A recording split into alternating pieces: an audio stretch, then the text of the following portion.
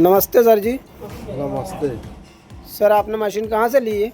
Indore Arihant engineering और कहाँ पे लगाई?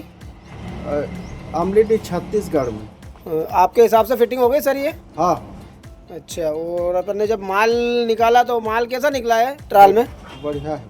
बढ़िया निकला ना? हाँ, ठीक। संतुष्ट है ना माल से भी? संतुष्ट है। हर चीज़ से संतुष्ट है ना आप? हाँ ठीक है सर, ओके।